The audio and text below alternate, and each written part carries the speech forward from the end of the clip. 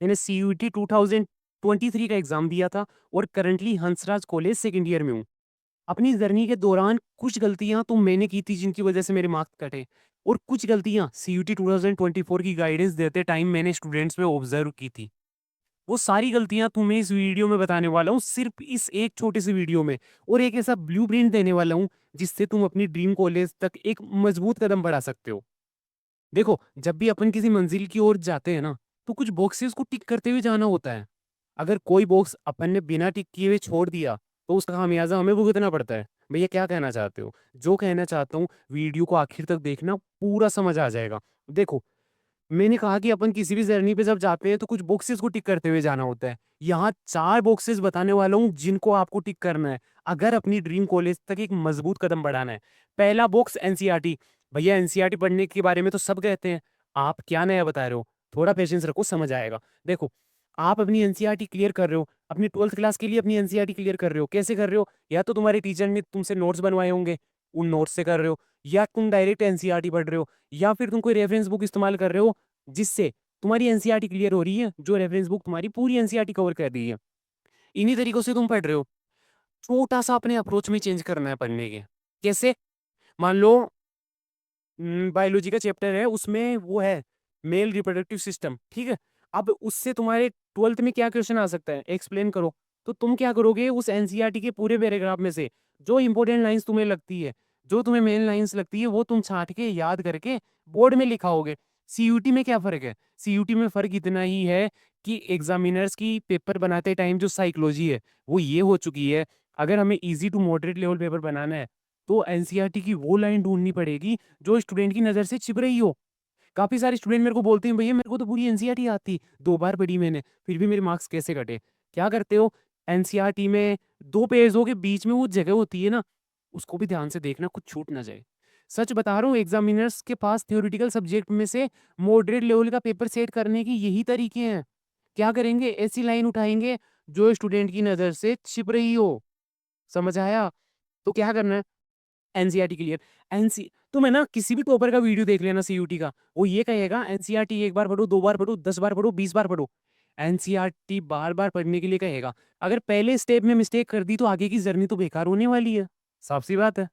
पहला चीज़ क्या है, एनसीईआरटी क्लियर करनी है। अगर ये नहीं करते हो तो आगे की सारी चीज़ें खराब है, करने का कोई मतलब ही नहीं है। तुम्हारा मोस्ट ऑफ द वर्क इसी से हो जाएगा। पहला स्टेप, पहला बॉक्स एनसीईआरटी टिक। सेकंड पे चलते हैं, पीवाईक्यू। देखो, पीवाईक्यू ही नहीं, सारे पीवाईक्यू। लोग क्या करते हैं, 2-3 पीवाईक्यू लगाते हैं, गूगल पे उन्हें जहाँ पे जैसे भी मिले, उसके बाद वो सीधा किसी पब्लिकेशन की बुक परचेज़ कर लेते हैं। बिल्कुल घटिया तरीका है। बेवकूफ़ी कर रहे हो अगर तुम सीधा किसी पब्लिकेशन की बुक लेने जा रहे हो, साफ-सुथरी बात है। क्यों कह रहा हूँ मैं ऐसा? देखो, एक पब्लिकेशन है, जिसको पैसे कमाने हैं, जिसको क्वेश्चन्स का एक कलेक्शन तुम्हें बना के देना है। तुम्हें उस पे कितना भरोसा है कि वो सीईटी रिलेवेंट क्वेश्चन्स बना रही है? एक तरफ एंटी है, जो तुम्हारा पेपर बनाने वाली है 2025 का, उसने बहुत सारे पीवाईक्यूज़ ऑलरेडी दे रखे हैं, उस पे तो ट्रस्ट कर सकते हो ना। दोनों में से किस पे ट्रस्ट करोगे? एक तरफ एंटी है, एक तरफ कोई प्राइवेट पब्लिकेशन है, एनटीए पे ना। तो देखो, अब तुम्हें क्या लगता है, पिछले 3 साल में आखिर कितने पीवाईक्यू हुए होंगे? 3? एक सब्जेक्ट के? गलत, गलत जवाब। एक सब्जेक्ट के 60-70 प्लस पीवाईक्यू है सिर्फ़ इन 3 सालों में। भैया ये कैसे पॉसिबल हुआ? देखो, 2022 और 2023 में एक ही सब्जेक्ट के बहुत सारे पेपर हुए थे। इस वजह से इतने सारे पीवाईक्यू अपने पास है। भैया हमें तो मिलते ही नहीं है इतने सारे पीवाईक्यू, आखिर है तो है कहाँ? वो सारे पीवाईक्यू हर किसी के पास मौजूद नहीं होते। 1-2 इंसान के पास होते हैं, वो उसे बहुत महँगा बेचते हैं। अगर आप लोग चाहते हो सारे पीवाईक्यू हमारी टीम प्रोवाइड करे आपको, तो कमेंट बॉक्स में पीवाईक्यू लिख देना, हम समझ जाएँगे और जल्दी से जल्दी पीवाईक्यू लाने की कोशिश करेंगे। इस चीज़ का ख्याल रखना। दूसरा बॉक्स क्या टिक किया अपन ने? PYQ. NCERT then PYQ. 2 step अपने हो गए, 2 बॉक्सेस अपन ने टिक कर दिया। अपना मोस्ट ऑफ द वर्क 90% हो चुका है। अब क्या है? तुम्हारे पास अगर वक़्त है, अगर तुम्हारे पास इनफ टाइम है, तो फिर तुम किसी पब्लिकेशन की क्वेश्चन बैंक ले सकते हो। यार दो तुम्हारा सेशन स्टार्ट हुआ है, मैं बच्चों के कमेंट देख रहा हूँ अलग-अलग कोचिंग के वीडियोज़ के नीचे। मैं ओस वाले की बुक ले लूँ, मैं एडुकार्ड की ले लूँ, मैं इसकी ले लूँ, मैं उसकी ले लूँ। अबे किसी की नहीं लेनी तुम्हें। तुम्हें पीवाईक्यू लेना है। समझ आया? मैं कोई पीवाईक्यू के बारे में सोच ही नहीं रहा, सीधा किसी पब्लिकेशन की बुक खरीद लेता हूँ। क्या क्या कहूँ मैं अब? छोड़ो। ये अगर तुम्हारे पास इनफ टाइम है तो इस बॉक्स पे टिक करना, वगैरह। और जब तक भी वाई को सारे नहीं कर लेते, इस बॉक्स पे अगर तुम टिक करते हो तो थोड़े से गलत रास्ते पे हो।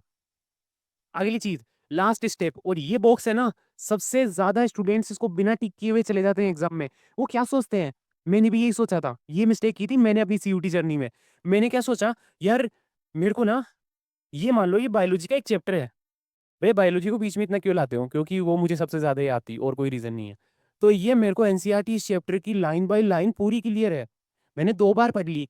अब मोक लगाने का क्या फायदा, मेरे को ये पूरी याद है, वहां पे क्वेश्चन आएगा और मैं उस क्वेश्चन को कर दूंगा, क्योंकि मुझे तो एनसीईआरटी की लाइन बाय लाइन याद है ना। नहीं होता फिर भी क्वेश्चन, क्यों नहीं होता, क्योंकि आप मोक जब लगाओगे ना, आपकी क्या प्रैक्टिस होगी, कम टाइम में आपने जो पढ़ा था उसको अचानक से याद कैसे करते हैं, 1 डेढ़ मिनट में 45 सेकंड में क्वेश्चन को सोल्व कैसे करते हैं, तुम्हें टाइम मैनेजमेंट आएगा। तुम्हें जो तुम रिवाइ क्या बोलते हैं उसको, याद, हाँ मतलब तुम, एक तुम्हारे सामने क्वेश्चन आया, उस क्वेश्चन को देखते ही तुम्हारे दिमाग में वो एनसीईआरटी की लाइन याद आने में कितना वक्त लगता है, वो वक्त डिसाइड करेगा तुम उस क्वेश्चन को कितनी देर में करते हो। अगर तुम्हें क्वेश्चन देखते तुम्हें याद आ जाता है, यार उस चैप्टर की ये उस पैराग्राफ में वहां लिखा हुआ था, इसका ये मतलब होता है, तो तुम जल्दी से उस क्वेश्चन को कर दोगे। ये प्रैक्टिस मॉक लगाने से होती है, इससे बहुत सारे मार्क्स कटते हैं। 670, 740, इन मार्क्स वालों में फर्क क्या होता है, इसने मॉक्स लगाए हुए होते हैं, इसने मॉक्स नहीं लगाए हुए होते हैं। एनसीईआरटी दोनों की क्लियर होती है, ये मार्क्स डिफेंस मॉक्स की वजह से आता है। समझ आई बात, ठीक है। अब देखो अपन ने 4 के 4 बॉक्सेस टिक कर दिए, तो क्या भैया ड्रीम कॉलेज मिल जाएगा, सच बताऊं तो नहीं, कोई जरूरी नहीं है। तुमने जितने भी टिप्स वीडियोस देखे होंगे ना आज तक, टॉपर्स के, इसके उसके, वो क्या कहते हैं तुम्हें, ये टिप्स फॉलो कर लो, तुम्हें 101%, 95% मार्क्स आ जाएंगे, तुम्हें ये कॉलेज मिल जाएगी, तुम्हें ये यूनिवर्सिटी मिल जाएगी। मैं कह रहा हूँ तुम ये 4 बॉक्सेस को टिक भी कर देते हो ना, तो भी कोई गारंटी नहीं है तुम्हें तुम्हारी ड्रीम कॉलेज मिल जाएगी। 2 फैक्टर्स होते हैं 2 तरीके के, एक जो हमारे कंट्रोल में होते हैं, एक जो हमारे कंट्रोल में नहीं होते।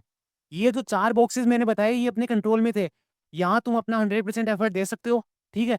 कुछ ऐसे फैक्टर्स भी होते हैं जो अपने कंट्रोल में नहीं होते, जरूरी नहीं तुमने मेहनत की है तो तुम्हें वो मिलेगा ही, अपन को सिर्फ अपना हिस्से का काम कर देना होता है, बाद में किस्मत पे, अदर फैक्टर्स पे छोड़ देना होता है। तुम्हारा एग्जाम डे पे मूड क्या है, तुम्हारी कैटेगरी क्या है, तुम्हारी किस्मत क्या है, तुम लास्ट डे तुम्हारे साथ कोई भगवान ना करे अनहोनी हो जाए, कुछ भी, एक्स वाई जेड कुछ भी फैक्टर्स, या मिसमैनेजमेंट हो जाता है तुम्हारे सेंटर पे, तुम्हें पेपर ठीक से नहीं देने दिया जाता, जो भी चीज़ होती है, तुम्हारा आईक्यू लेवल, तुम्हारी क्रिटिकल थिंकिंग कम है, तुमने पढ़ा तो बहुत था, जो भी एक्स वाई जेड फैक्टर्स है वो उन पे भी डिपेंड करता है तुम्हारा किसी ड्रीम यूनिवर्सिटी, ड्रीम कॉलेज में हो पाना या फिर ना हो पाना। समझ आई, या हो सकता है तुमसे डॉक्यूमेंट्स में कोई गलती हो जाए। तो अपने हाथ में क्या है, सिर्फ ये 4 बॉक्सेस है, इनको टिक करना, बाहर में जाए मिलती है नहीं मिलती है यूनिवर्सिटी, नहीं मिलेगी तो कुछ सीख के जाएंगे इस जर्नी से, कि स्टडी जो बोरिंग होती है, बोरिंग चीज को आखिर दिन में 8 घंटे 10 घंटे कैसे करते हैं, कम से कम ये तो सीखोगे, किसी और चीज में काम आ जाएगा, ठीक है। जरूरी नहीं है मिल जाएगी ड्रीम यूनिवर्सिटी, वो जो तुम्हें कहते हैं कि मिल ही जाएगी, मेरी टिप्स को फॉलो कर लो, वो तुम्हें कुल मिला के बेवकूफ बना रहे हैं।